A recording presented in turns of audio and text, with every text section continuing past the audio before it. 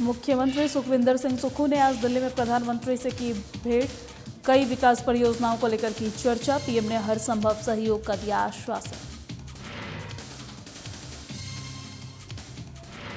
पूरे देश में भारत जोड़ो यात्रा का होगा समापन। हाथ से हाथ जोड़ो अभियान होगा शुरू। 26 जनवरी से कांग्रेस करेगी अभियान शुरू।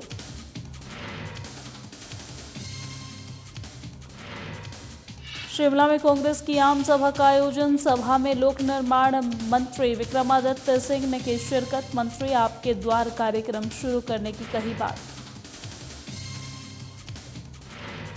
शिमला में सुक्खू सरकार के खिलाफ मोर्चा खोलेगी बीजेपी। कल से 15 फरवरी तक चलेगा हस्ताक्षर अभियान। जिला मुख्यालयों पर होगा प्रदर्शन।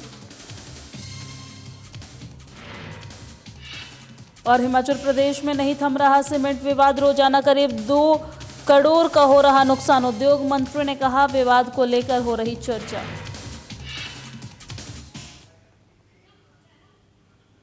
नमस्कार, स्वागत है हिमाचल प्रदेश के हमारे इस खास बुलेटिन में। मैं हूं आपके साथ दिव्या सिंह। खबरों की शुरुआत करते हैं।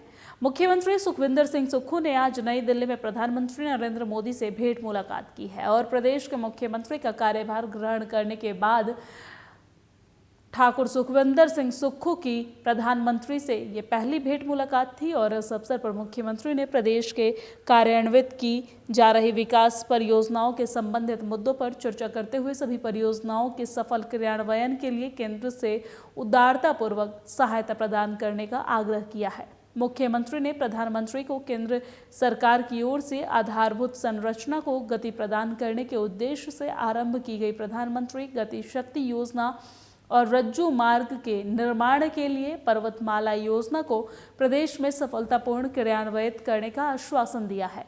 उन्होंने कहा है कि इन दोनों योजनाओं से प्रदेश के लोग लाभान्वित होंगे।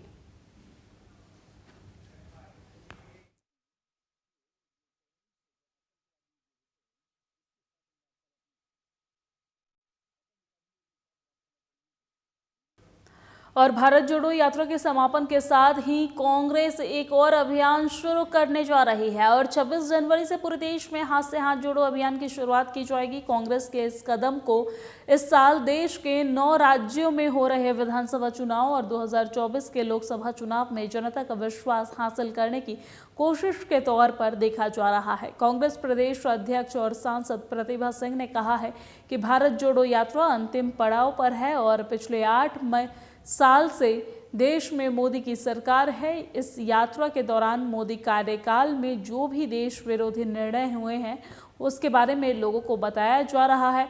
साथ ही उन्होंने कहा है कि नोटबंदी के परिणाम देश के सामने हैं और सरकार ने 2 करोड़ रोजगार दिए होते तो 16 करोड़ रोजगार आज तक मिल गए होते। वही जनता के साथ वादा खिलाफी की गई है। कांग्रेस की आवाज को कहीं भी नहीं सुना जा रहा है।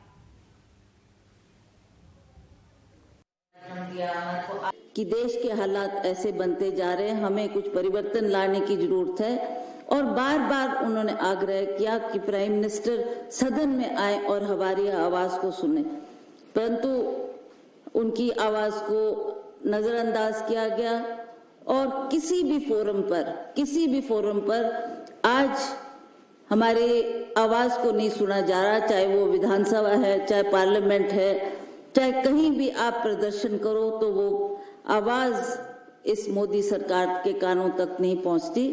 तो अंततः राहुल जी ने ये फैसला करा कि मैं कन्याकुमारी से अपनी यात्रा शुरू करूंगा और उसमें लोगों से मैं जनसंपर्क करूंगा। चलिए खबरों में आगे बढ़ते हैं। शिमला ग्रामीण विधानसभा ब्लॉक कांग्रेस की ओर से कांग्रेस कार्यालय राजीव भवन में आम सभा का आयोजन किया गया है जिसमें प्रदेश के लोक निर्माण और युवा खेल मंत्री विक्रमादित्य सिंह ने विशेष तौर पर शिरकत की है और इस दौरान जहां लोगों ने उन्हें मंत्री बनने पर बधाई दी है, वही विधानसभा चुनाव में ऐतिहासिक जीत दिलाने के लिए विक्रमादित्य सिंह ने कार्यकर्ताओं का आभार जताया है और लोगों से शिमला ग्रामीण विधानसभा के विकास में कोई कमी न आने देने का वादा किया है। इस दौरान उन्होंने विधानसभा आपके द्वार के बाद अब मंत्री आपके द्वार कार्यक्रम शुरू करने का ऐलान किया है। आज परिणाम के बाद काफ़ी व्यवस्था रही, इसलिए हम अपने निर्वाचन क्षेत्र के जो हमारे कार्यकर्ता हैं, हमारे पदाधिकारी हैं, हमारे पंचायती राज संगठन के सभी साथी हैं, उनके साथ मुलाकात नहीं हो पाई थी। आज हमने ब्लॉक कांग्रेस कमेटी का शिमला ग्रामीण का जनरल हाउस रखा है, जिसमें सभी हमारे जो साथी हैं मेरे निर्वाचन क्षेत्र के, उनका हमने धन्यवाद भी करना है। और जो ऐतिहासिक जीत उन्होंने शिमला ग्रामीण में दर्ज करवाई है, ये केवल मेरी जीत नहीं है, ये सब कार्यकर्ताओं की, सब पदाधिकारियों की और सबसे ऊपर शिमला ग्रामीण के प्रबुद्ध जनता की जीत है।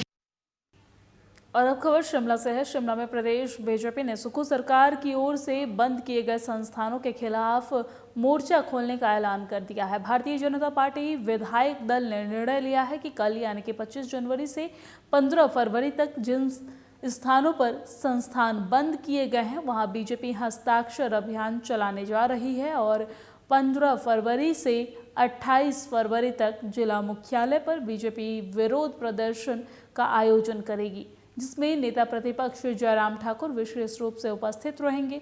बीजेपी मीडिया प्रभारी कर्ण नंदा ने बताया है कि अभी तक प्रदेश की कांग्रेस सरकार 32 बिजली बोर्ड के कार्यालय बंद कर चुकी है और इसी प्रकार 291 स्वास्थ्य संस्थान PHC पर ताले लग चुके हैं। 3 तहसीलों को बंद कर दिया गया है, 20 उप तहसीलों को भी बंद कर दिया गया है। भारतीय जनता पार्टी ने ये निर्णय लिया है कि जिस प्रकार से हिमाचल प्रदेश में कांग्रेस की डी नोटिफिकेशन एक्सप्रेस चल रही है, उसके खिलाफ भारतीय जनता पार्टी जहां जहां सरकारी कार्यालयों को डी नोटिफाई किया गया है वहां 25 जनवरी से लेकर 15 फरवरी 2023 तक हस्ताक्षर अभियान चलाएगी। इन हस्ताक्षरों को एकत्रित करके प्रदेश कार्यालय भेजा जाएगा। और हिमाचल प्रदेश के दाड़ला घाट की अंबुजा और बिलासपुर की ACC सीमेंट कंपनी का विवाद सुलझने का नाम नहीं ले रहा है। फैक्ट्री के बंद होने से 2 करोड़ के करीब रोजाना नुकसान हो रहा है। सरकार की कंपनी प्रबंधन और ट्रक ऑपरेटरों के बीच कई दौर की बातचीत हो चुकी है, लेकिन कोई नतीजा नहीं निकला है। उद्योग मंत्री हर्षवर्धन चौहान ने कहा है कि सीमेंट विवाद में वार्तालाप चल रहा है। सरकार ने बैठक में अडानी समूह को कहा था कि सरकार को बिना बताए कंपनी बंद की गई है, उन्हें स्थानीय लोगों की भावनाओं की कद्र करनी होगी। और वही हर्षवर्धन ने कहा है कि कल बिलासपुर के विधायक त्रिलोक जम्वाल को हस्तक्षेप करने को कहा है और कोई बीच का रास्ता निकालने को कहा जा रहा है। यह राजनीति मसला नहीं है। सीएम अभी दिल्ली में है और 26 जनवरी के बाद सीएम इस पर वार्तालाप करेंगे। अगर जल्द बात नहीं सुलझी तो कानूनी रास्ता अपनाने पर भी सरकार विचार करेगी। नहीं, अभी जो ये सीमेंट उद्योग वाला विवाद है, ये भी हमारी वार्तालाप चली हुई है और दोनों पक्ष जो है वो समय समय पे बात भी कर रहे हैं। मैंने खुद भी जो है ट्रक ऑपरेटर्स और अडानी ग्रुप के जो उच्च अधिकारी उनसे बात की थी और हमने कहा था कि बीच का रास्ता अपना करके जो है इसको विवाद को सुलझाया जाए। मैंने खुद जो है उस मीटिंग में जो अडानी के उच्च अधिकारी थे उनको मैंने गवर्नमेंट की डिस्प्लेजर भी कन्वे की थी कि आपने सीमेंट प्लांट को बगैर हिमाचल सरकार को इन्फॉर्म किए आपने उसको बंद किया है और ऐसा नहीं करना चाहिए था उनको। जब नेगोशिएशन चलती और बातचीत होने के बाद अगर वो आपस में मसला नहीं सुलझता तो उसके बाद वो जो भी चाहे वो कर सकते थे, मगर उन्होंने ऐसा नहीं किया है। और हिमाचल प्रदेश के शिमला में पत्रकार वार्ता का आयोजन किया गया है, जिसमें CPS सुंदर सिंह ठाकुर ने कहा है कि प्रदेश सरकार ऊर्जा के क्षेत्र में ओपन पॉलिसी लेकर आएगी ताकि ऊर्जा के क्षेत्र में और अधिक दोहन हो सके और पेंडिंग प्रोजेक्ट भी क्लियर हो।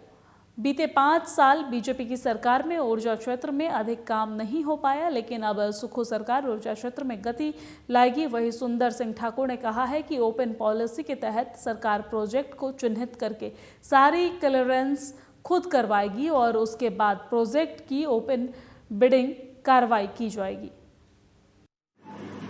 कि ऊर्जा में माननीय मुख्यमंत्री सुखविंदर सिंह सुक्खू जी ने सीधे तौर पे कई अनेकों रिव्यू मीटिंग्स में ये बात साफ कर दी है कि हम ऊर्जा क्षेत्र में जो दोहन होना बाकी था उसे हम जो है पूरी एनर्जी का जो है ऊर्जा का दोहन करेंगे। और ये जो रुके पड़े जो प्रोजेक्ट्स हैं, खासतौर पे हमने देखा कि पिछले सालों में जो हिमाचल जब पॉलिसी लेकर 2006 में ऊर्जा की पॉलिसी लेकर आया था, लेकिन उसके बाद हम निरंतर उस जो पॉलिसी को हम जो धार नहीं दे पाए। और वजह ये हुई कि जो जितनी इन्वेस्टमेंट हिमाचल में ऊर्जा के क्षेत्र में आनी चाहिए थी वो इन्वेस्टमेंट्स नहीं आई है। और खासतौर पे पिछले 5 सालों में तो इस सेक्टर का बिल्कुल ही जो है कोई भी काम नहीं हो पाया। और हिमाचल प्रदेश में मनरेगा मजदूरों की मांगों को लेकर अब अखिल भारतीय जनवादी महिला समिति भी सामने आई है। जिला कुल्लू के मुख्यालय ढालपुर में मंगलवार को अखिल भारतीय जनवादी महिला समिति की ओर से कुल्लू डीसी के माध्यम से मुख्यमंत्री को एक ज्ञापन भेजा गया है, जिसमें मांग रखी गई है कि प्रदेश में 4 लाख मनरेगा मजदूर जिनका राज्य श्रमिक कल्याण बोर्ड में पंजीकरण किया गया था, उनका पंजीकरण पिछले बीजेपी सरकार ने रद्द किया था और ऐसे में उनका पंजीकरण जल्द से जल्द बहाल किया जाए। जनवादी महिला समिति जिला कमेटी कुल्लू ने आज उपायुक्त महोदय के माध्यम से मुख्यमंत्री जी को ज्ञापन भेजा है, जिसमें हमने उनसे अपील की है कि जो पूर्व की बीजेपी की सरकार रही है, उन्होंने जितने भी मनरेगा मजदूर जो राज्य श्रमिक कल्याण बोर्ड से संबंधित है उनकी जो है सदस्यता रद्द की हुई है। इसमें हमने उनसे अपील की है कि जो श्रमिक कल्याण बोर्ड के जो सदस्य हैं उनके सदस्यता को बहाल किया जाए और साथ में मनरेगा में काम दिया जाए।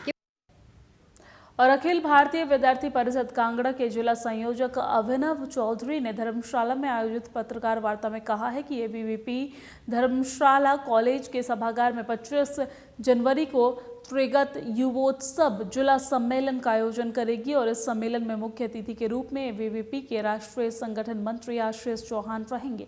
उन्होंने बताया है कि अखिल भारतीय विद्यार्थी परिषद अपने स्थापना काल से ही छात्र हित, समाज हित और राष्ट्र हित में कार्य करने वाला छात्र संगठन है।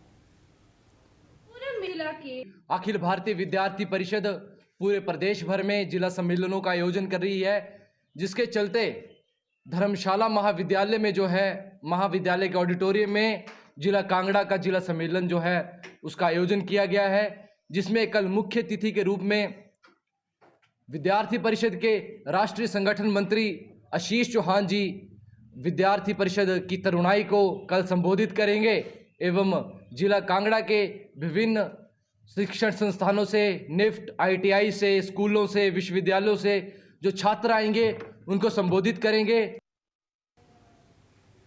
और हिमाचल प्रदेश में सड़क दुर्घटनाएं थमने का नाम नहीं ले रही है। सोमवार को शिमला के शोधी मैहाली बाईपास पर एक गाड़ी खाई में जा गिरी है और इस सड़क दुर्घटना में 3 लोगों की जान चली गई है, जबकि एक व्यक्ति गंभीर रूप से घायल हो गया है। शुरुआती जांच में पता चला है कि तेज रफ्तार की वजह से 900 मीटर गहरी खाई में गाड़ी जा गिरी है। वहीं अतिरिक्त पुलिस अधीक्षक सुनील नेगी ने बताया है कि थाना बालूगंज में सोमवार देर रात एक गाड़ी गिरने की सूचना मिली थी। ये बनोग गांव है, इसके पास जो है उसके आधा किलोमीटर की दूरी पर जो है एक महिंद्रा मैक्स के गिरने की सूचना मिली थी, जिस पर जो हमारे थाना से भी बालूगंज से लोग हमारे गए थे। तो वहाँ पे मौका पे देखा कि जो है वो गाड़ी सड़क से नीचे गिरी पड़ी थी और इसमें एक्चुअली ये जो गाड़ी थी पंजाब नंबर की थी। इसमें अभी जो है अप्लाइड फॉर नंबर थी इसमें। तो इसमें जो है 4 लोग बैठे थे, जिसमें से एक व्यक्ति की तो जो जिसका ड्राइवर था उसके मौके पर ही जो है मृत्यु हो गई थी और जो उसमें जो है 2-3 अन्य लोग थे उन्हें जो है उसको हॉस्पिटल लाया गया, लेकिन उनसे से जो है दुर्भाग्यवश उसमें 2 लोगों की और मृत्यु हो गई। तो एक आदमी जो है अभी जिंदा है। तो और मेरे साथ हिमाचल प्रदेश की खबरों में फिलहाल इतना ही। मुझे दीजिए इजाजत। नमस्कार।